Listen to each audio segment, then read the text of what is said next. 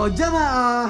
Alhamdulillah. Alhamdulillahirrabbilalamin. Senang banget kita masih di Islam itu Indah Ustadz Syah. Ini banyak yang baru bergabung. Tema kita jadi adalah awas nanti nggak sah. benar, kita udah bahas tentang najis, anjing, kemudian Babi babi, juga. kemudian binatang buas. Dan sekarang kita mau bahas tentang Ini ada bercak, misalnya kena bercak najis gitu. Cara ngilanginnya gimana? baik. Aku mohon Bismillahirrahmanirrahim. penjelasannya Ustadz. Alhamdulillahirrabbilalamin. Ini masih nemenin nggak? Aku mau temenin apa nggak perlu nih? Nanti ya. Nanti aku dipanggil panggil aku ya. Baik. Oke.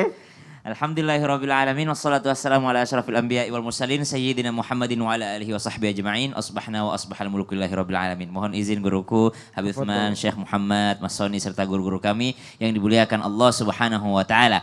Pakaian yang terkena dengan najis, maka bagaimana cara mencucinya? Hati-hati ketika mencuci pakaian, lalu airnya kurang daripada 2 kullah dan airnya tidak mengalir. Maka subhanallah ketika terkena najis maka dihilangkan dulu fisik najisnya. Jadi ada kasar najisnya, ada warnanya, ada baunya, ada rasanya gitu ya. Jadi ternyata dihilangkan dulu itu kotorannya. Maka subhanallah dihilangkan dulu najisnya. Ini buat ibu-ibu yang mencuci di mesin cuci. Ibu itu nggak nyampe daripada 2 kullah air yang berada di dalam mesin cuci. Kalau ibu punya pakaian, ini kayak iklan deterjen. Ibu punya pakaian terkena najis, lalu ibu masukkan ke mesin cuci, lalu ada airnya di situ, lalu selesai dikeringkan gitu ya, lalu dipakai, maka bukan ini pakaian yang hilang najisnya, tapi air yang ada di dalamnya menjadi najis juga. Karena kurang daripada dua kullah. Maka bagaimana caranya? Dialirkan dulu air kepada pakaian yang terkena najis tadi. Sebelum dimasukkan ke dalam mesin cuci. Atau cara yang kedua, pakaiannya dulu baru airnya. Kan kita rendam nih, misalnya anak kosan, jangan airnya dulu baru pakaiannya. Oke. Kenapa begitu? Kalau airnya dulu baru pakaian yang ada najisnya, masuk pakaiannya, najis berada di pada air tersebut. Apalagi airnya kurang daripada 2 kullah. Kalau pendapat yang lain mengatakan kalau nggak sampai berubah warnanya si air berarti tidak najis juga airnya. Kalau nggak sampai berubah warnanya atau aromanya atau rasanya berarti tidak menjadi najis airnya. Tapi kalau Syafi'iyah kalau nggak sampai 2 kullah atau 216 liter ya kurang lebih, maka dia akan menjadi najis airnya. Maka caranya alirkan, hilangkan dulu najisnya. Hilangkan najisnya, setelah dihilangkan barulah dia direndam bersama. Atau dimasukkan ke dalam mesin cuci. Ini sepele tapi mungkin subhanallah banyak yang masih keliru di dalamnya. Nah sekarang tidak menemukan air sebanyak itu. Waduh, lalu terkena najis. Maka caranya sama. Intinya dialirkan airnya. Coba sini Son. Oke. Intinya mengalir airnya. Nih kan habis ya terkena najis misalnya. Tapi terkenanya di bawahnya doang. Sini. Boleh nggak dipakai sholat?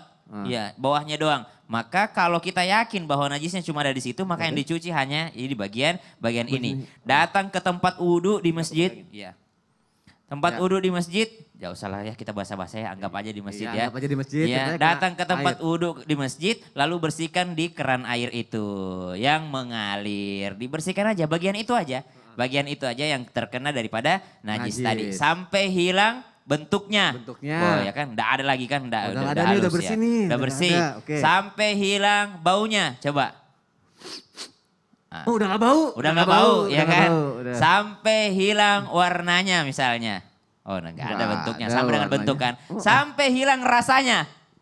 Gimana rasa ini? Gimana kira-kira hilang rasanya? Aku jilat apa gimana? Nah, begini penjelasannya. Sampai hilang rasanya itu seakan-akan andai pun disuruh jilat kita mau. Oh gitu, kita yakin kalau udah hilang nih. Udah gak gitu. ada nih, sama dengan orang istinja. Ya. Orang istinja udah hilang bentuknya, dia cebokkan, udah hilang bentuknya, udah dicium udah nggak ada baunya, lalu udah hilang juga rasanya. Mas dijilat nggak ya gitu? Tapi kalau disuruh jilat pun kita mau. Kenapa? Karena kita udah yakin bahwa dia udah bersih gitu. Maksudnya bukan berarti kita dijilat pakaian. Baik, sampai kita yakin ya, Masya Allah. Allah Ta'ala. Ustaz Syam, terima kasih untuk penjelasannya. Ini aku bawa lagi nggak jadi aku kasih, aku udah tahu cara bersihinnya sekarang.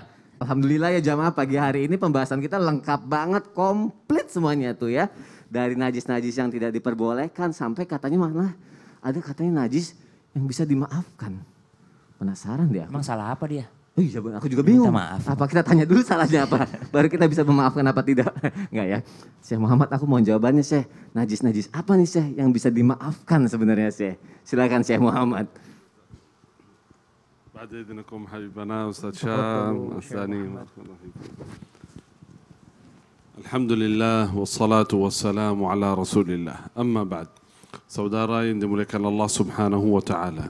Setiap binatang atau misal yang najis ya, tetapi dimaafkan seperti lalat, seperti nyamuk, ya, seperti apa ya, hal-hal seperti itu yang darahnya tidak mengalir.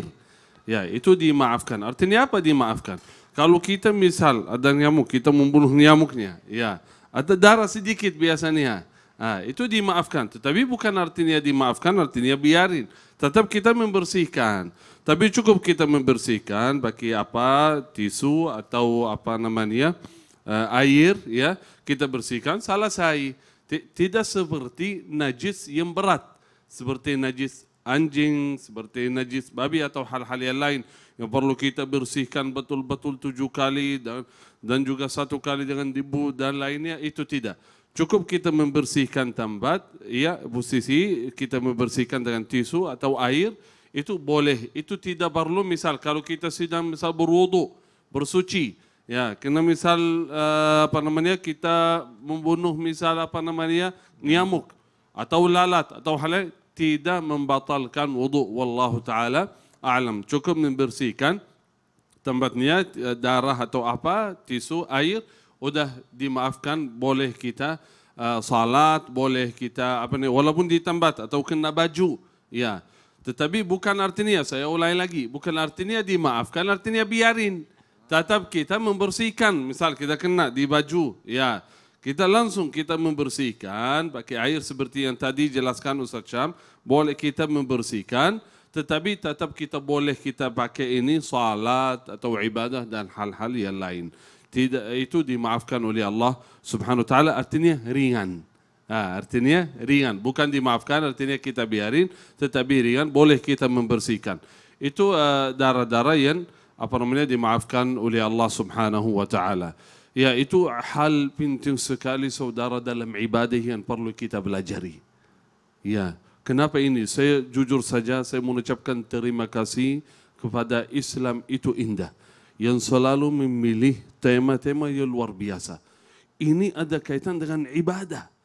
Ibadah kan ibadah dalam di rumah atau pakaian baju atau lain. Perlu kita awas. Jangan sampai enggak sah. Jangan sampai ibadah kita, salat, ibadah kita atau tempat kita tidak bersih, kena najis. Najis berat maupun najis yang ringan harus kita bersihkan karena kita ibadah kepada Allah Subhanahu wa taala. Semoga ibadah kita, amal saleh semua diterima oleh Allah Subhanahu wa taala. Barakallahu fikum. Amin ya Allah, Masya Allah. Syekh Muhammad, terima kasih untuk penjelasannya mengenai najis-najis yang dimaafkan tadi.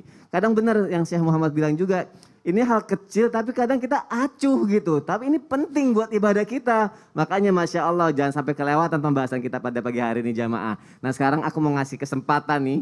Aku mau ngebacain pertanyaan yang sudah masuk ke media sosial Islam itu Indah. Akan dijawab sama guru-guru kita. Langsung aja kita masuk ke segmen Tanya Dong Ustadz. Kami semua tanya dong Ustadz. Alhamdulillahirrabbilalamin, banyak loh yang bertanya. Langsung aja deh pertanyaan pertama. Assalamualaikum Ustadz, saya mau nanya. Istri saya sering banget ngomong kasar. Nyebutin binatang yang dinajiskan kalau lagi marah. Nah, apa lidahnya ini harus dibersihin pakai tanah? Atau seluruh badan istri saya jadi najis juga karena menyebutkan itu? Gimana ini Ustadz Tiam?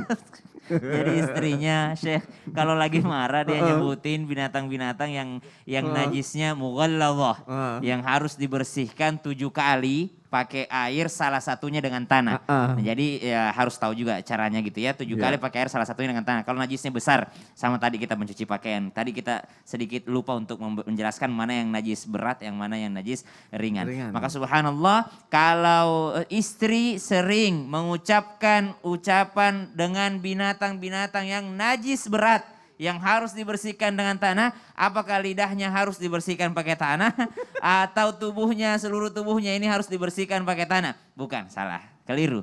Tapi harus. Jawabannya cari istri lain aja. Subhanallah, ini luar biasa kalau Syekh udah ngomong. Simpel aja.